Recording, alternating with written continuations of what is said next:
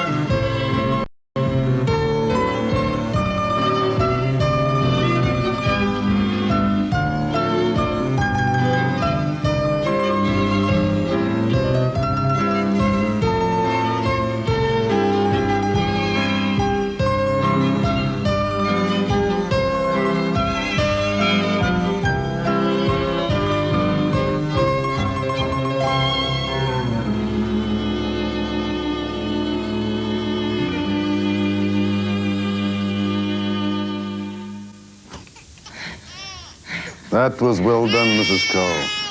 Now, for the second one. Yes, he's here. He's right here. He's right. Wait for it, wait for it. Wait. No, push. Yes, no. Do it. You can, Mrs. Cole. Yes, that's good. A little more. No. Do it. You can, Mrs. Cole. Yes, that's good. Yes, a little more. There you are. Yeah, it's all right. Yes. All right, you can relax now, Mrs. Cole. Take it easy. It's all over.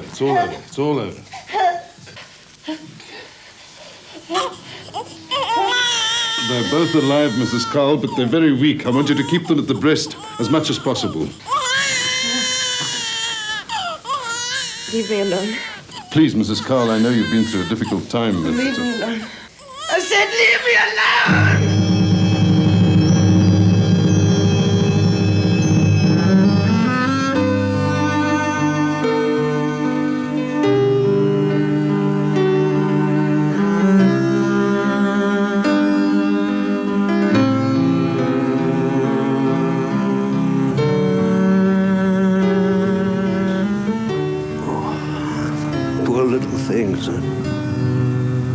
Should have insured them.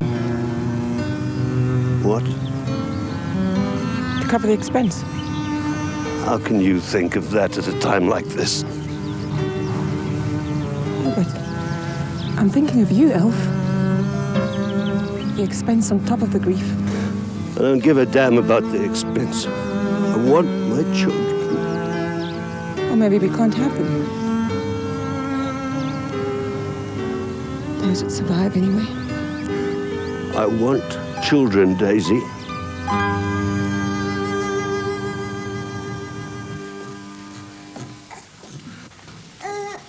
Oh, Daisy, thank you. He's beautiful.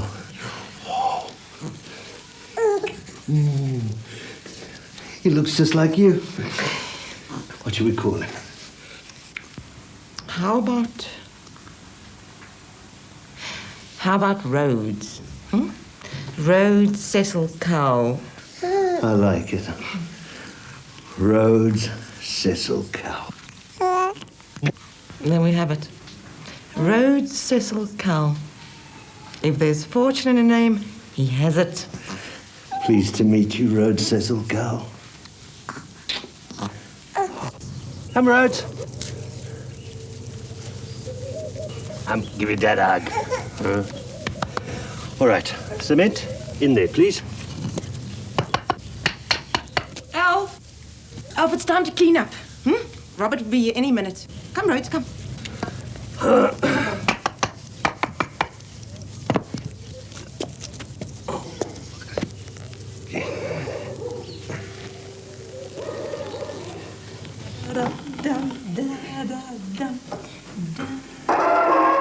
Come on, Daisy, let's try it again. You got it this time. And 1, 2, 10. Come on, almost got it that time. 10. I hope I'm not interrupting anything. Oh, we won't let you. Not unless you learn this dance. Not proper. Dancing with Daisy in her condition. Oh, come on, Alf. I was just teaching her a new step. You should try it, it's fun. Nothing seems like much fun for me these days. I'm a bit under the weather. Sorry to hear it. What's up? He's got... The doctor says I may need an operation. That could be nasty. I knew a bloke who died during an operation. Left his wife and kids flat broke. She didn't even get his pension. Why not? Well, he didn't specify it in the will, see? Needed to make a codicil. What? A codicil. An addition. You must specify in your will that Daisy gets your pension if you die. Alf? Well, I don't see how you can be shut out. You're my sole heir. But have you made a codicil? No, I haven't, and I don't intend to because I'm not planning on dying. Look what you started now, Robert. I'm sorry. I was just trying to help. You should listen to him, Alf. I don't want to be left behind with 3 children and the little you have in the bank. You've practically got me in the grave. It's obscene. I want that codicil, Alf.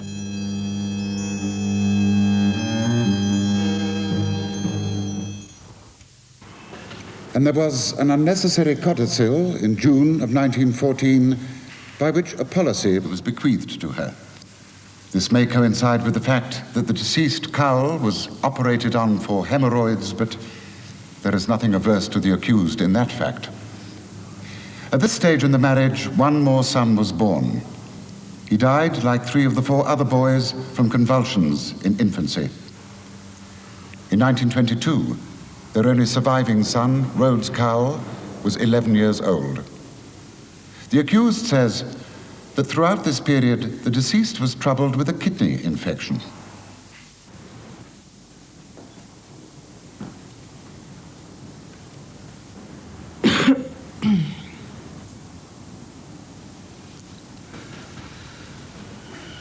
You're still awake. Yes, it's Wednesday night.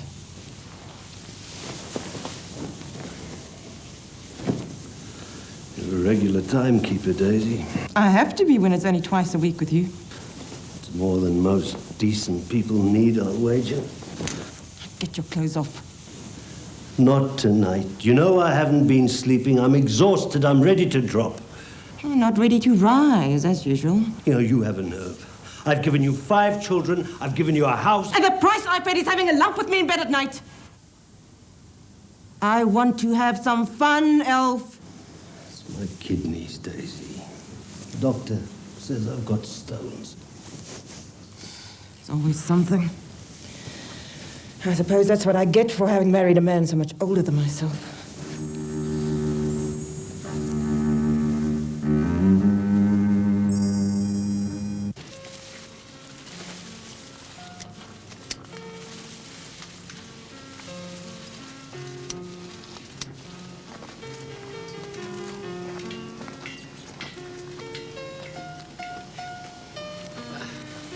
Rhodes certainly does love that piano. Morning, Mr. Boldrow.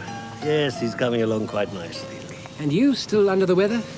To be honest, I'm having a devil of a time. Well, maybe you shouldn't be out here working so hard. Can't sleep if I don't. Sometimes I can't even if I do. Where's the problem? It's a constant pain. It's here, here. Why don't you see a specialist? Oh, I've seen doctors. I've tried every kind of tonic. I take salts daily. Nothing helps. My lot in life, I suppose. Sorry to hear it. Oh, well, back to work. Maybe something fall on my head and put me to sleep that way. I'm off. All right, thanks for dropping by, Mr. Boldrow. I would like to take out a policy on my son. To what amount? £100. The boy's not in ill health, I presume? No. And he's not reckless, I hope? He is perfectly normal in every respect. It's just, we've had a lot of tragedy lately and I would like to be prepared. Oh, certainly. That's why we're here. Right. Can I have the boy's name, please, and age? Rhodes Cecil Cowell, age 11. And your husband's name? Oh, no, I wouldn't like to trouble my husband with this. The policy will be in my name and it will be paid by me. As you wish. Your name then, please, ma'am. Daisy Louisa Cowell, formerly Hancon Smith.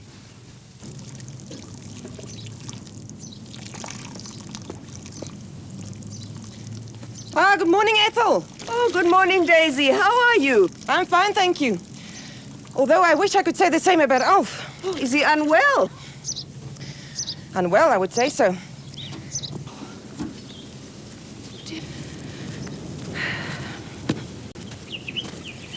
He's been having seizures. Ethel, can I call on you in an emergency? Oh, dear. I'm afraid I wouldn't be much use, but I'll certainly run for a doctor. Ah, thank you so much, Ethel. I'm almost certain you'll have to. Cheerio.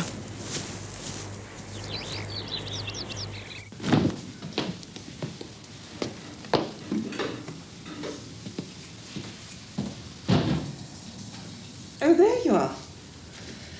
We were just leaving.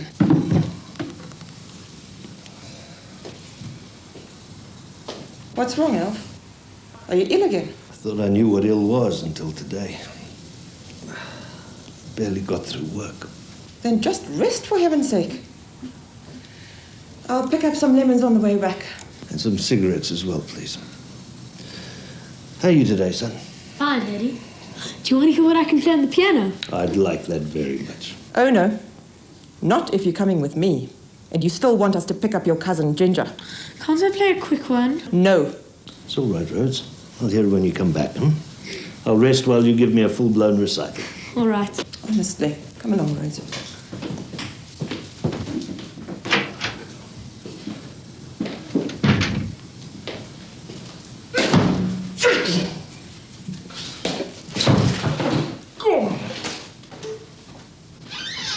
Fanny!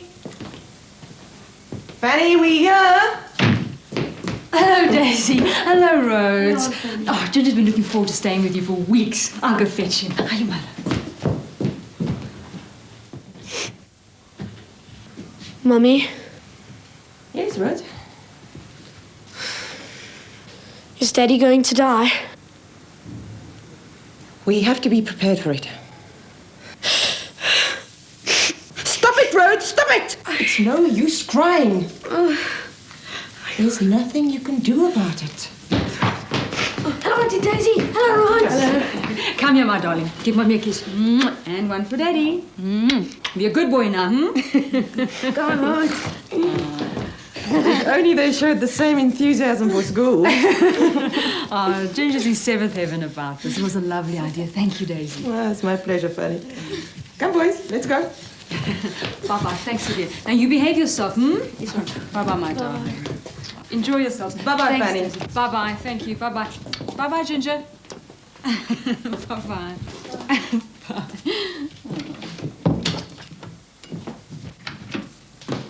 Daddy, we're home. Come, let's go play. Hold on, I want to see my daddy first. Daddy? Daddy, we're home. Come on, Alf. Come on, Alf, wake up.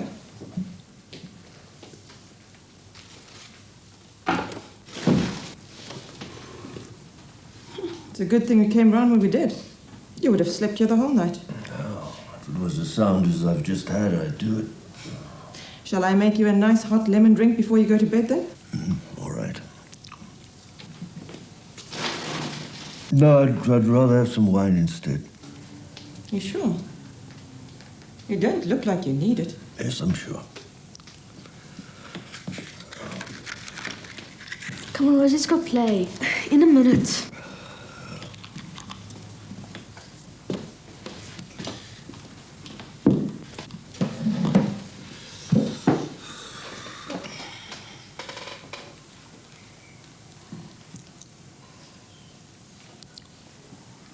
Well, aren't you going to drink it? I don't know just yet. Well, I'm certainly not. And I'm not going to pour it back. It's too much trouble. All right, I'll just get rid of it then. My, aren't we just in a position to pour money down the drain? Oh, let it alone, Daisy. I'll have a cup of tea, please. I don't care what you do with the wine. Right, boys, off to your room. You can play for a couple of minutes and then it's into bed. Daddy, are you feeling all right? Much better. Tomorrow I'll be as good as new. Right. Good night, Daddy. Good night, Mum. Good night, Rhodes. Good night, Auntie Daisy, Uncle Alf. Night, Ginger. Night, Ginger. So it will be tea then.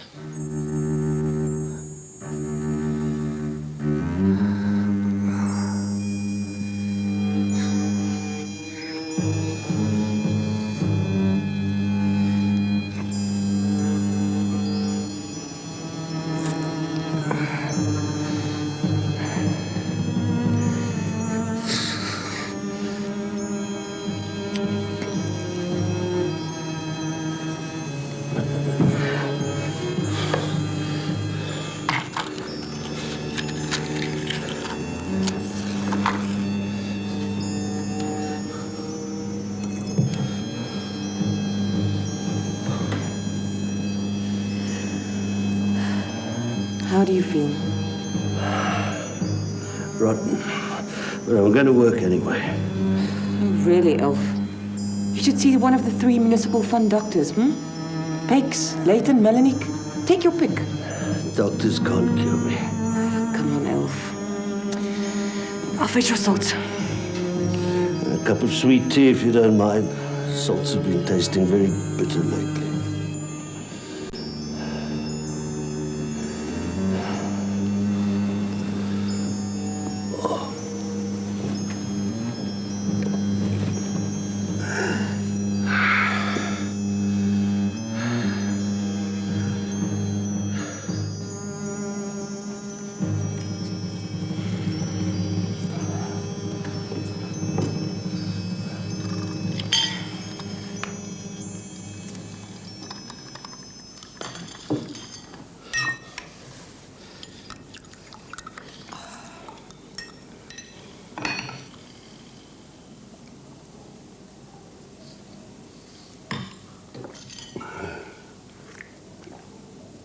Easy.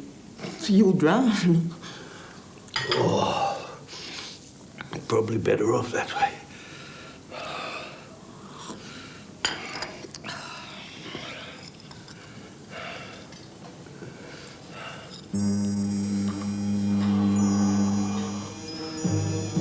See if that helps.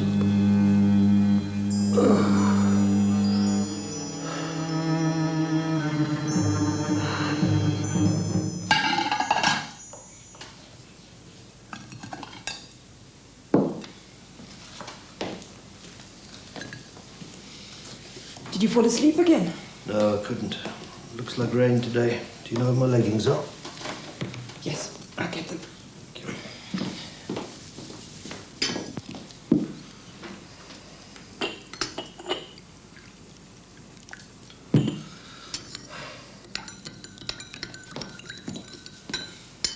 My goodness, a second cup.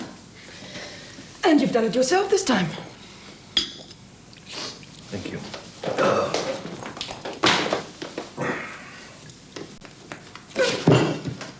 What is it, Elf? What's happened? I don't know. It's my legs. Oh, my God! Rhodes! Rhodes! Rhodes! Daddy! Your father's had a seizure, Rhodes. Go get Dr. Leighton quickly. Now! I'll go get help. Don't try to move. Mr. Bardrow! Mr. Bardrow, please come and help! It's Alf, he's been stricken! Right away. No, Rhodes, wait! Help Mr. Bardrow get your father to the bedroom! Now go! He's in the kitchen! I'll get Fanny! Is it Alf? I don't know. God, I can't stand it. Okay, boy, let's get into the bedroom. I'll take the arms, you take the feet.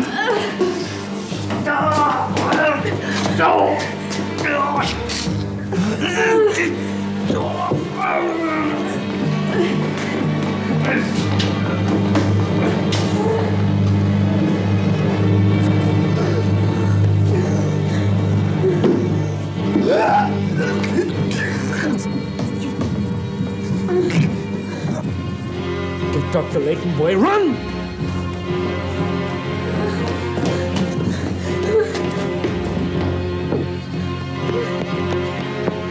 Rose, what's the matter?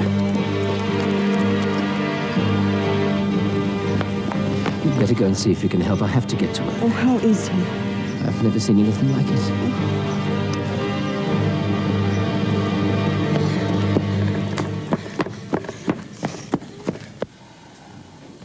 Now, what is keeping the doctor? So thirsty.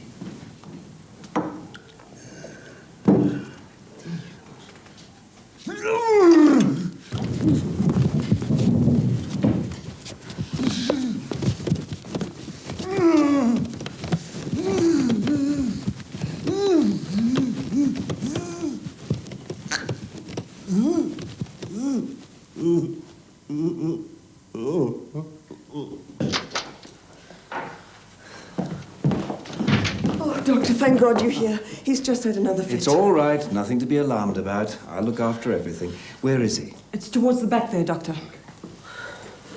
Daisy, I'm sorry, but I just can't stay for this. Thank you for all your help, Ethel. I'm sure he'll be fine now that the doctor's here. Mummy, is Daddy going to die?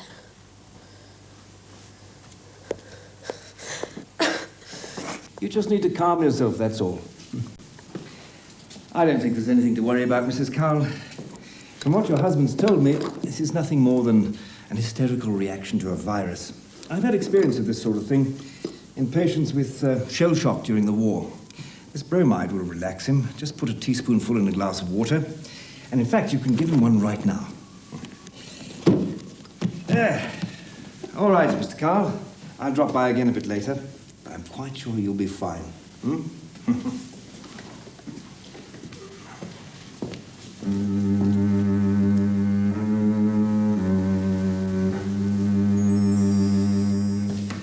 Actually, I'll be going off duty now, Mrs. Cowell, but I'll phone Dr. Pegs and get him to look in on your husband, all right? Thank you so much, Doctor. I'm glad it's nothing serious. Oh, no. Goodbye now. Bye-bye, Doctor. Bye-bye, Doctor.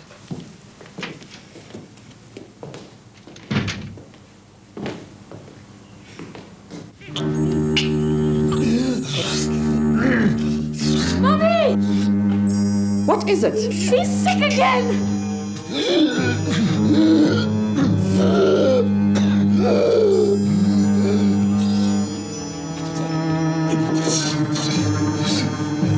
You heard what Dr. Layton said, Elf. It's just an hysterical reaction. You've got to fight it. It's not hysteria, for goodness sake. Do you think I want to be like this? Something that will help.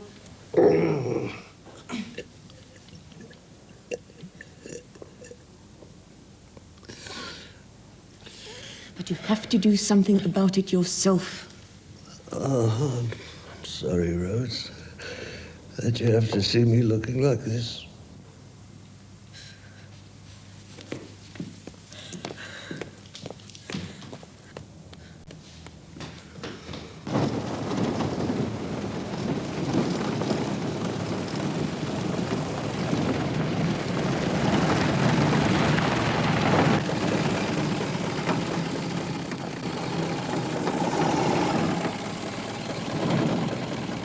Good day. Good day.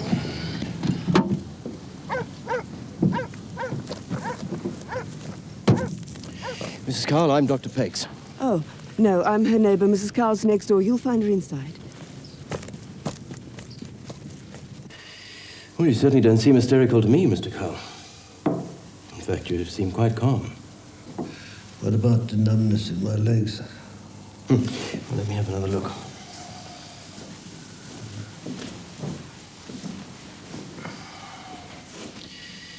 I'll need to do further testing. Mr. Cowell!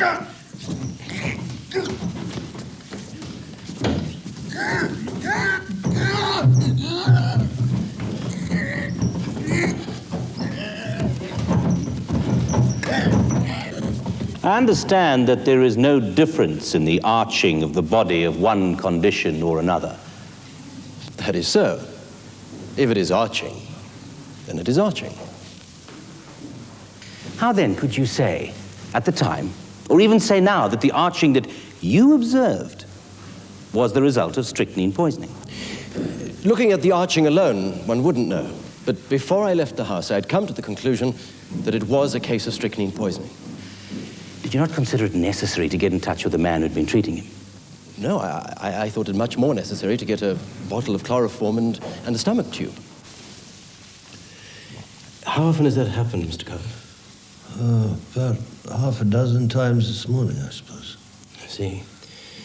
I'll have to go back to my office. It won't take long. In the meantime, try and stay calm. Sleep if you can. All right.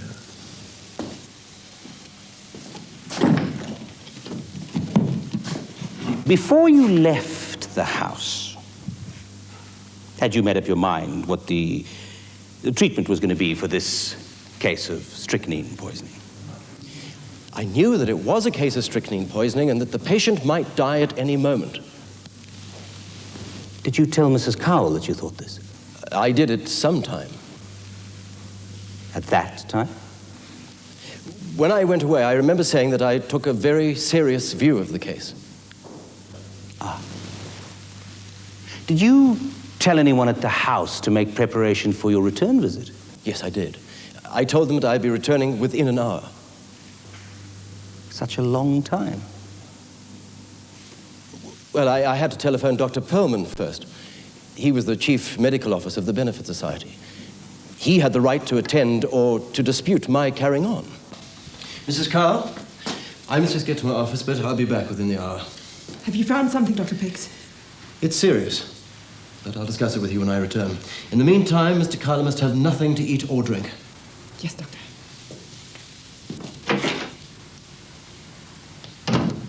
So when you left the Cowles' house, you did not consider this case to be serious? I've just told you. I viewed it in a very serious light. Dr. Peggs, I put it to you that if you considered this man to be suffering from strychnine poisoning, you would not have telephoned Dr. Perlman to regulate the work. Elf?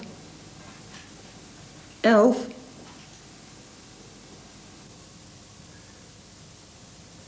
What did Dr. Peggs say to you? Does he have any idea what it is? He didn't say anything to you? No.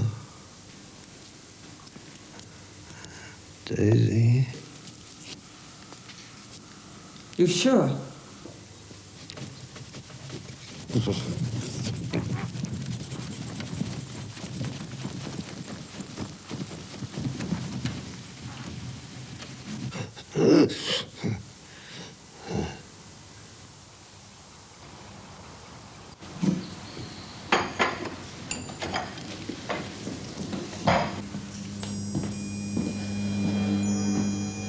Fanny, will you ring Dr. Peggs and tell him Elf is gone? Oh, I'm sorry, Daisy.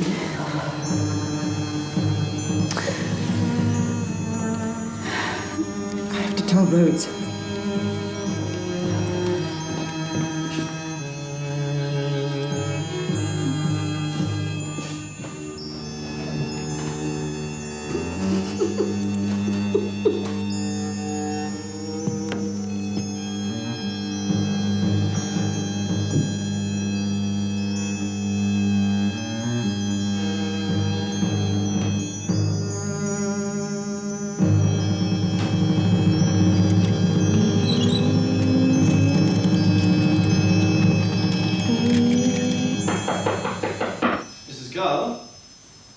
Mrs. Carl?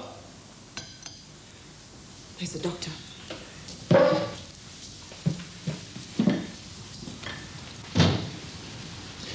Mrs. Carl, could I have a word with you in private, please? Yes, doctor.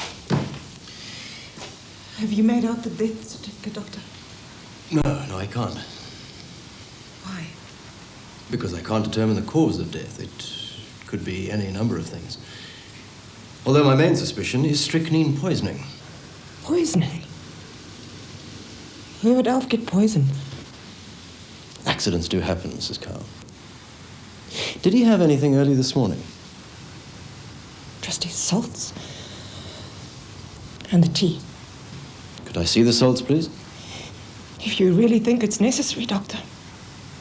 I do.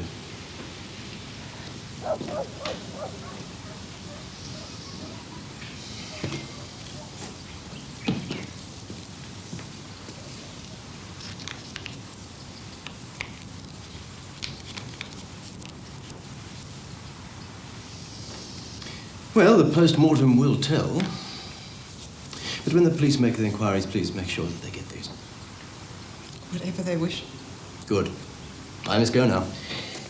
And please, accept my deepest condolences. Thank you, Doctor. I was informed later that a post-mortem had been performed and that the cause of death was cerebral hemorrhage, secondary to kidney disease. Why did you not get in touch with the man who had performed the post-mortem and say, I think you should look for strychnine poisoning? I didn't know who had performed the post-mortem. Dr. Peggs, you had merely to telephone the police. I thought I'd done my duty by giving instructions that when the police came, they were to be given the bottle of salts for analysis. I did not know that no analysis had been done.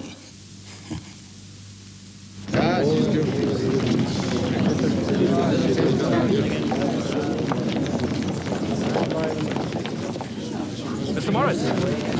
Benjamin Bennett. Oh, yes, Mr. Bennett. I spoke to you about the interview. That's correct. My secretary will arrange it. Thank you. I'll give her a call. Cheerio. No need to cheer me up. I'm quite cheerful enough, thank you. Now, just look at this. They're all here to see me. This is a scenario for a Hollywood film.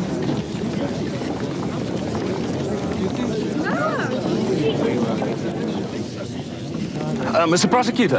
Afternoon, Bennett. No questions, please. Just one. Has anyone considered that woman's sanity? Yes, she's quite competent to stand trial. I'm truly beginning to wonder. Mrs. de Melcher is guilty, Mr. Bennett, not insane.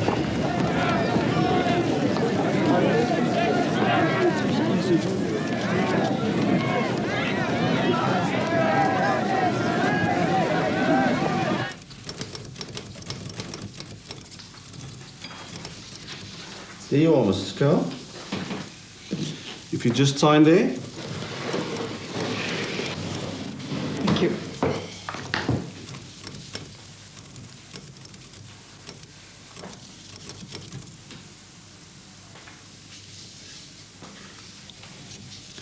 Sorry about your loss. Yes, it was quite sudden. Can I cash this anywhere? Yes. It was so good of you to come, Fanny. You're about the only one I can still trust. You've had it hard, Daisy. Even when we were young. Always getting blamed for things you didn't do. Like what? Nobody's blaming me for anything. I mean then. Not now.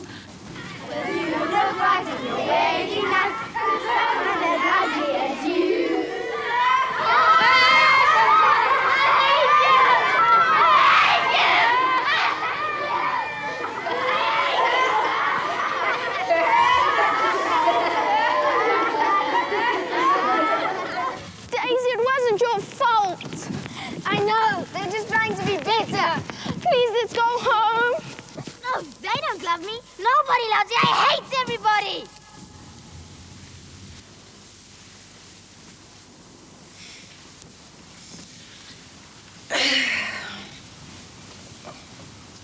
You know, I think I could get quite a nice price for this ring. Yes. But you don't want to sell it, do you?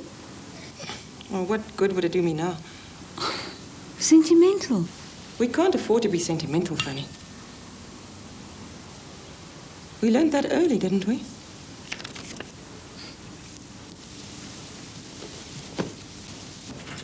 Robert, what a surprise. Hello, Daisy. What brings you here? I was just walking around, looking at where Alfred used to work. Sentimental, I guess. Aye. We miss old Alf around here. Me too. Paving in the garden has gone unfinished. I'd be happy to give you a hand. If you could repay me with some of that excellent cooking of yours. That's very generous of you, Robert. I accept. How about Saturday? See you then. Saturday. Thank you.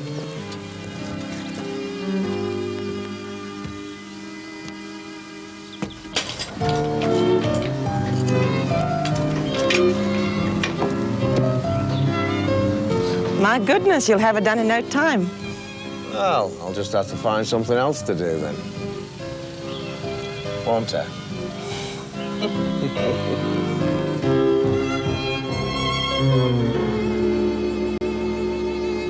The accused admits to the Crown's suggestion that she was aware of the considerable investment in stocks and shares that Robert Sprout accumulated while he was a bachelor. However, she says that her decision to marry him 3 years after the death of her first husband was influenced by the sudden change in Rhodes' behavior as he reached puberty. Come on, let me see. No! It's a surprise. Now, wait.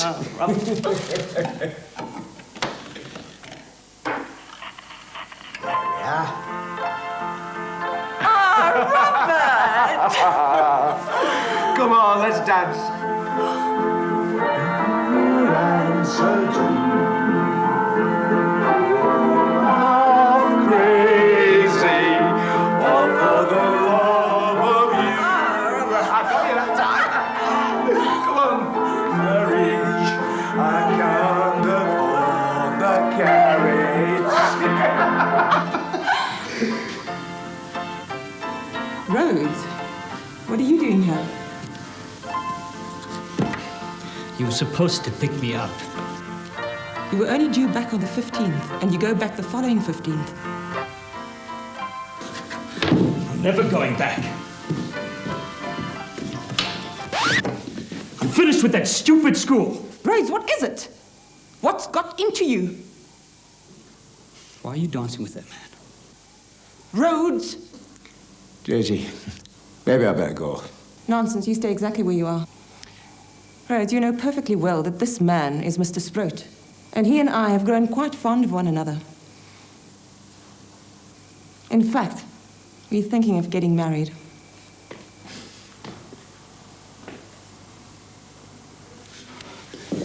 Rhodes, Daisy, leave him be. He'll get used to it. Come on, let's put record on. Mum, why are you sending me away? I don't want to go. It's the top private school. You will get the best education South Africa has to offer. Well, I don't want to go. You have a name to live up to. Cecil John Rhodes. I don't care. Mum, will they teach me how to repair cars? Don't be ridiculous, Rhodes. Your new school needn't be like the previous one, Rhodes. Not unless you make it so. I didn't make it what it was. I just don't see why I have to go to these silly private schools. Because they're the best. And I only want the best for you.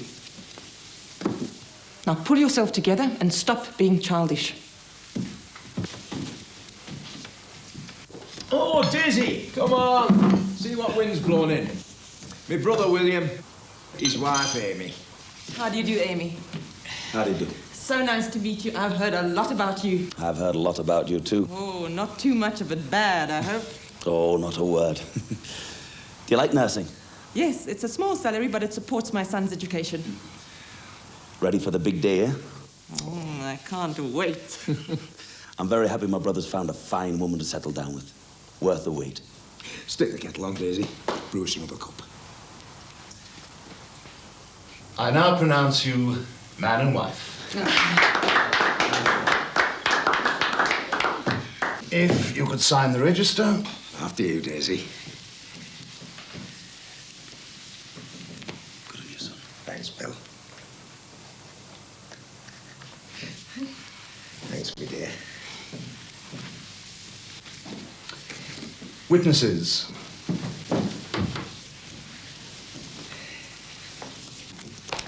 Make it official? It's your last chance, Daisy. I can save you.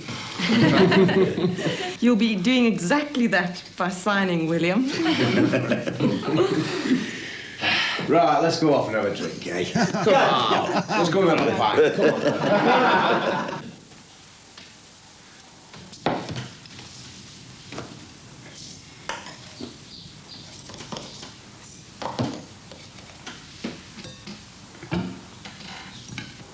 Mother! Rhodes, you frightened me.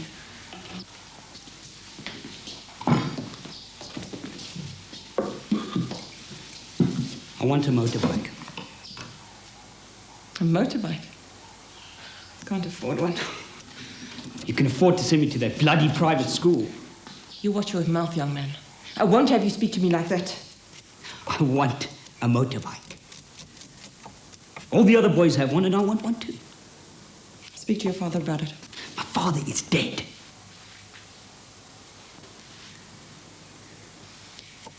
I shall speak to Robert about it. Now go and do your homework.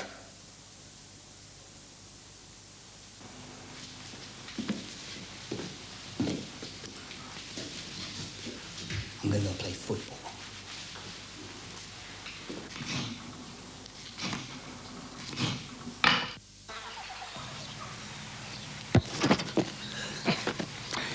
Why the long face, son? I just hate these private schools my mom wants me to go to. Maybe they're not for you. Well, she won't hear that. I think she's going to have to. We're running out of ones to send you to. I don't get on it then. Have you ever thought of going to trade school? No. Well, trade wouldn't harm you. And seeing as your mum's married 2 plumbers, I don't see how she could object. Well, I'm good with engines. Well, you can live without a car, but you can't live without water. Us plumbers make more money. And if you work for council, there are benefits. Never thought about being a plumber. Is it difficult? Not if I can do it. Could you help me? Sure. Maybe someday we could go into business together. I don't know. I'll have to think about it. You do that. Plan for your future. In the meantime, try and get that ball past me. Come on, move it. Who are you playing for? Amazon Kulus? Come on. Come on. Get past me. Oh, well done. Stock market's starting to drop, just like I said it would. Rough times ahead, Daisy.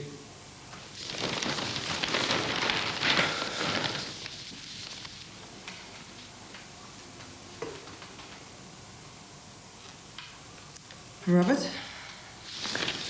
Yeah? I think we should buy Rhodes a motorbike. What on earth for? Because all the other boys have one and he should too. Then let him go out and earn some money for it, then. He's still at school. So was I when I had my first job. Robert, I want him to have that motorbike. Then go and buy him one with your own money.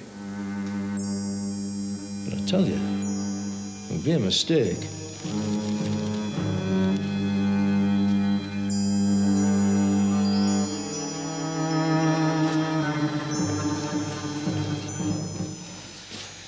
What's wrong, Bob? Ah, it's my stomach again.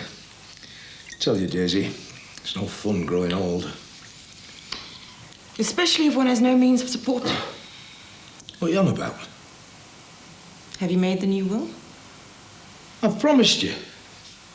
You keep on saying it, but you never do anything. I've said I'll do it, and I will. But not now.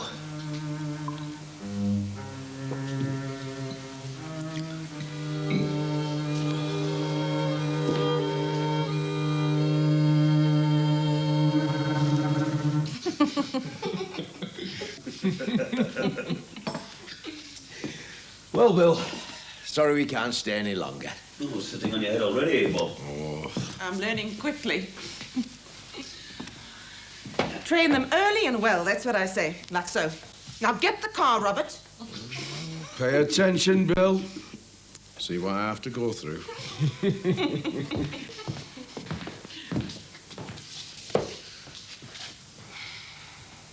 If only I could get him to make out his will this easily.